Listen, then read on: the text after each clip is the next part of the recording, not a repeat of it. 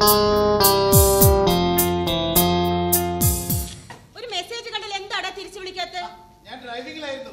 തന്നല്ല ഇങ്ങോട്ടല്ലേ വരുന്നത്. ഇന്ന് അച്ഛന്റെ ജന്മദിനാടോ. നാളെ ഇതുവരെയായി ഞങ്ങൾക്ക് പിടിതരാതിരുന്നത് അച്ഛൻ. രേവതിയാ പഴയ പേപ്പറുകൾ തപ്പിച്ചെന്ന് അച്ഛന്റെ ബർത്ത് സർട്ടിഫിക്കറ്റ് ഉൾപ്പെടെ കണ്ടുപിടിച്ചത്. എങ്കിൽ നമുക്ക് ഇത് അടിച്ച് പൊളിക്കണം. ഞാൻ പോയി ഒരു ഗിഫ്റ്റ് മേടിച്ചോണ്ട്. ഓ, ഇനിയിപ്പോ അതൊന്നും വേണ്ട. ആ പിന്നെ നീ എന്നോട് പറഞ്ഞ കാര്യം ഞാൻ അച്ഛനോട് പറഞ്ഞു. ഏത് കാര്യം? നീ എന്നോട് എന്താ പറഞ്ഞേ? ഞാൻ നിന്നോട് പല കാര്യവും പറഞ്ഞിട്ടുണ്ട്. പുളുന്താനേ, നീ എന്നോട് ഇഷ്ടമാണെന്ന് പറഞ്ഞിട്ടില്ലേ? ആ കാര്യം. എന്റെ ഗുരുവായൂരപ്പ, അയാളിന് തോക്കെടുത്തോണ്ട് വരുവോ? ഞാൻ മതിയാ. അതൊന്നും കുഴപ്പമില്ല, അച്ഛന് നിന്നെ ഇഷ്ടമാടാ. സത്യം? ആ, ഇതാണ് ഈ പറയുന്നത്. മാന്യന്മാരെ കണ്ട ആണുങ്ങൾക്ക് തിരിച്ചറിയും. ഇയാളത്ര ഞെളിയൊന്നും വേണ്ട. അച്ഛൻ നിന്റെ വീട്ടുകാരുമായി സംസാരിച്ചു. എന്നിട്ട് അവർക്കൊക്കെ സന്തോഷ സമ്മതം. അപ്പൊ നമ്മുടെ കാര്യത്തിൽ ഒരു തീരുമാനമായി. ഇതാണ് ഈ ബൈബിളിൽ പറയുന്നത്, മുട്ടുപിൻ തുറക്കപ്പെടുമെന്ന്. നേർന്ന വഴിപാടുകളൊക്കെ മുടക്കം വരാതെ ചെയ്തോണം. അത്രയൊന്നും നേരണ്ടായിരുന്നു. ഉള്ളതുപോലൊക്കെ അങ്ങ് പറഞ്ഞാൽ മതിയായിരുന്നു. അല്ല, നിന്റെ സഹോദരിമാർക്കൊക്കെ ഇഷ്ടായോ? ആ, അവളുമാര് നിന്നെ ഇന്റർവ്യൂ ചെയ്യാനിരിക്കുക. അതിൽ പാസ്സാകണം. കർത്താവിനെ അതുകൊണ്ടോ? ആ, പിന്നെ നീ തോമാച്ചന്റെ കൂടെ കാഞ്ഞിരപ്പള്ളിക്ക് പോയപ്പോ എന്നെ കൂടെ ഒന്ന് വിളിക്കാമായിരുന്നില്ലേ? എടി, അവൻ എന്നെ യാദൃച്ഛികമായി ക്ഷണിച്ചു പോയി. നമ്മൾ ഉദ്ദേശിക്കുന്ന ആളല്ല തോമാച്ചൻ. അവനൊരു വെടിച്ചില് പ്രേമുണ്ടടി. ഒരു ക്ലാര. കസാൻ സാക്കിസിന്റെ സെന്റ് ഫ്രാൻസിസ് നോവലിലെ വിശുദ്ധ ഫ്രാൻസിസിനെ പ്രണയിക്കുന്ന ഒരു ക്ലാര ഇല്ലേ? ഡിവോട്ടഡ് ബാക്ക്ഗ്രൗണ്ടിൽ സംഭവിച്ച ഡിവോട്ടഡ് ലവ്, അതുപോലെ ഒരെണ്ണം. കല്യാണം നിശ്ചയിച്ചു. എന്നെ ദിവസം തീരുമാനിച്ചാൽ മതി. നിങ്ങളുടെ കൂട്ടത്തിൽ ഇപ്പൊ ഏറ്റവും തിരക്ക് വേതാളത്തിലാ. പുലരുന്നതിന് മുമ്പ് ജോലിക്കിറങ്ങും, രാത്രിയാകുമ്പോ തിരിച്ചു വരും. എന്താ പാട് അവന് പരിപാടി? മാസത്തിൽ 2 തവണയാ വീട്ടിലേക്ക് കാശ് അയക്കുന്നത്. ബൈക്ക് എടുത്തു, കൈ നിറയെ പണം. ഏത് കമ്പനിയിലാ അവന് ജോലി? ആദ്യം പറഞ്ഞു വിസ്മയ സ്റ്റുഡിയോയിലാണെന്ന്, പിന്നെ പറഞ്ഞു സ്കൈലൈൻ ബിൽഡേഴ്സിന്റെ കൂടെയാണെന്ന്. ഇനിയിപ്പോ മോഷണം വല്ലതും ആണോടെ? ഏയ്, ഈശ്വരൻ നിരക്കാത്ത ഒന്നും അവൻ ചെയ്യില്ല. വല്ല പീസ് വർക്കൊക്കെ എടുത്ത് ചെയ്യായിരിക്കും. അങ്ങനെ ചെയ്യുന്നവർക്കേ നല്ല കാശാ. താൻ ആരോട് ചോദിച്ചിട്ട് അവളെ പ്രേമിച്ചത്? അല്ല, പിന്നെ ഞാനത് എങ്ങനെ? എന്ത് ധൈര്യത്തിലാ അവളെ പ്രേമിച്ചത്? അയ്യോ, കണ്ടപ്പോഴേ ഞാൻ വിധി എഴുതിയതാ ഇയാളൊരു പഞ്ചാരയാണെന്ന്. അങ്ങനെയൊന്നുമില്ല. അയ്യോ, ഞങ്ങൾ 3 പെൺകുട്ടികൾ ഒരുപോലെ ഇവിടെ ഉള്ളപ്പോ താൻ എന്തുകൊണ്ട് ഇവളെ പ്രേമിച്ചു? നിങ്ങളിങ്ങനെ നിർത്താതെ ചോദ്യം ചെയ്താൽ ഞാൻ അങ്ങനെ മറുപടി പറയും. മലയാളത്തിൽ പറയണോടാ. ഞങ്ങൾ 3 പേരോട് ഉണ്ടായിട്ടും താൻ എന്തിന് ഇവളെ പ്രേമിച്ചു? എന്തുകൊണ്ട്? അത് പിന്നെ അതിന്റെ എനിക്ക് ഇഷ്ടം തോന്നിയത് മാളവിയോടാ. അതിനൊരു കാരണമില്ലേ? അതെന്താ? അത് പിന്നെ നിങ്ങൾ 2 പേരെക്കാളും സുന്ദരി എന്റെ മാളുവാ. ഒരു ചുന്ദരന്റെ ചുന്ദരി. സുന്ദരൻ നീയും സുന്ദരി ഞാനും ചേർന്നിരുന്നാൽ തിരുവോണം. ഓ, താനൊരു ഷൈ ആണല്ലോ. താനെ കിക്കിളി മാറിയില്ലേ?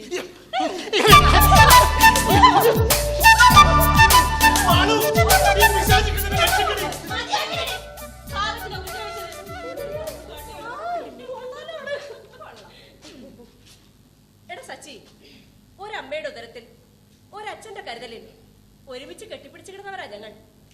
അതിലൊരാളെ താൻ ഇഷ്ടപ്പെടുക എന്നൊക്കെ പറഞ്ഞാൽ ഞങ്ങൾ 2 ആൾ സമ്മതിക്കണം.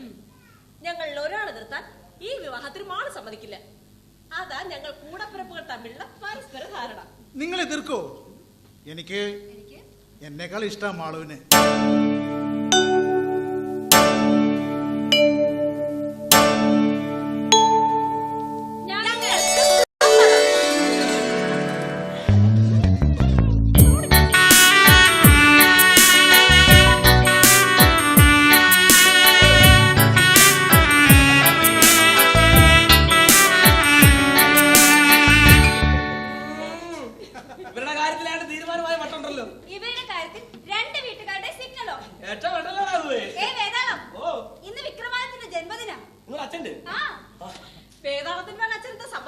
പഴയ പട്ടാളക്കാരനല്ലേ? 2 ബോംബ് ഉണ്ടാക്കി കൊടുക്കാം. മൂപ്പിന്ന് ചത്തുപോകും. ഹലോ, അതെ അതെ അതെ, സ്ഥലം ഏതാണ്? ജഗതിയിലോ? ഓ ശരി. അയ്യോ ഇല്ല, ഇന്നും നാളെ പറ്റില്ല, ഫുൾ എൻഗേജിലാ. ആ, അത് കഴിഞ്ഞുള്ള ദിവസമാണ്. എത്ര പീസ് ഉണ്ട്? കളക്ടറേറ്റ് ഷാപ്പൊക്കെ ഉണ്ടല്ലോ അല്ലേ? ഓക്കെ ഓക്കെ, വരും. ഇത് പഴയ വാക്കല്ല, ന്യൂ ജനറേഷൻ വാക്കാ. ഓക്കെ.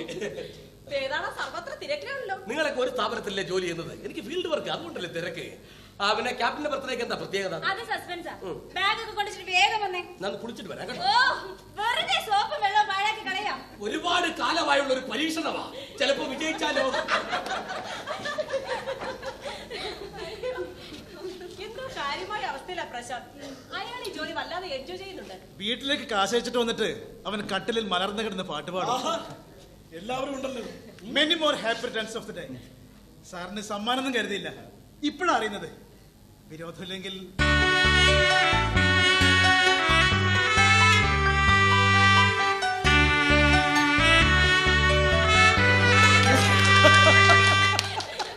അമ്മായിയപ്പന് മരുമകന്റെ വക സോപ്പ്. Thank you. ജന്മദിനങ്ങൾ ഭയമാടോ. ആയുസിന്റെ കണക്കിൽ നിന്ന് ഓരോ ഇതിൽ കൊഴിഞ്ഞു പോവുകയല്ലേ. പെൺമക്കളെ മൂന്നിനെയും സുരക്ഷിതമായി ഓരോ കൈകളിൽ ഏൽപ്പിക്കണം. ഇനി രണ്ടാളുടെ കാര്യത്തിൽ ഒരു തീരുമാനം ഉണ്ടായാൽ മതി. അല്ല, ഞാൻ കൂടി ശ്രമിക്കാം. വേണ്ട വേണ്ട, ഇയാൾ അതേ ശ്രമിച്ചാ മതി. ഞങ്ങളുടെ കാര്യം ഞങ്ങൾ നോക്കണം അല്ലേ? ആ, സച്ചിദാനന്ദൻ അച്ഛനെ ഞാൻ വിളിച്ചിരുന്നു. അവർക്കൊക്കെ സമ്മതം, സന്തോഷം. ആ, പിന്നെ മക്കൾ അവർക്ക് ശരിയെന്ന് തോന്നി ചെയ്യുമ്പോ അതങ്ങ് നടത്തി കൊടുക്കുക. അല്ലാതെ ഞങ്ങൾക്ക് എന്ത് ചെയ്യാനൊക്കും? അച്ഛനത്ര ലിബറലാണെന്ന് അറിഞ്ഞിരുന്നെങ്കിൽ ഞങ്ങളും ഇങ്ങനെ എന്തെങ്കിലും ചുറ്റിക്കളികളൊക്കെ നോക്കിയാനെ. ഏയ്, സ്വന്തം ജീവിതം തിരഞ്ഞെടുക്കുന്നത് ചുറ്റിക്കളി എന്ന് വിളിക്കരുത്. അതൊരു സീരിയസ് അപ്രോച്ചാ. സാറേ, ഇവർ മൂന്ന് പേരിൽ ആരാ മൂത്തത്? അതിപ്പോ അല്ല, മിനിറ്റുകൾക്കാണെങ്കിലും ഒരാൾക്ക് മൂപ്പുണ്ടാവുമല്ലോ. അത് എന്റെ മാളുവാണെന്ന് അറിയാനാ. ആണെങ്കിൽ എവളുമാരെ കൊണ്ട് എന്നെ ചേട്ടാന്ന് വിളിപ്പിക്കാതെ. ഞങ്ങൾ ഇയാളെ അമ്മാവാന്ന് വിളിക്കാൻ പോവാ. ചേട്ടാന്നല്ല, വിളിക്കണി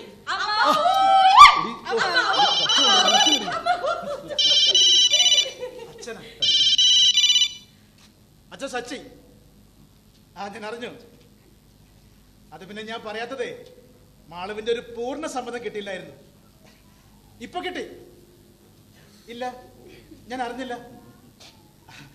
അച്ഛന്റെയും മാളുവിന്റെ അച്ഛന്റെ ഇഷ്ടം അങ്ങനെയാണെങ്കിൽ എനിക്ക് എതിർപ്പില്ല. ഓക്കെ അച്ഛാ, ശരി.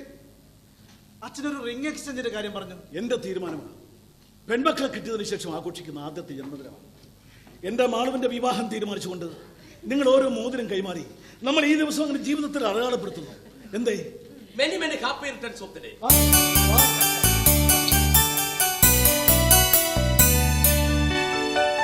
ഒരു 100 വയസ്സ് വരെ ജീവിച്ചിരിക്കട്ടെ എന്ന് ആശംസിച്ചാൽ അതൊരു അധികപ്പറ്റ. അതുകൊണ്ട് 99 വയസ്സ് വരെ ജീവിച്ചിരിക്കട്ടെ എന്ന് ആശംസിക്കുന്നു. അല്ല, ആ തോമാച്ചൻ ഇവിടെ? അവ പേ പിടിച്ച നായെ പോലെ മുറിക്കകത്ത് അടങ്ങുക. സച്ചിയും മാളുവും പരസ്പരം ഓരോ മോതിരം കൈമാറുന്നു. അതിന് അയാളുടെ സാന്നിധ്യം ഉണ്ട്. പിന്നെ സാന്നിധ്യം മാത്രം പോരാ, സമ്മതവും വേണം.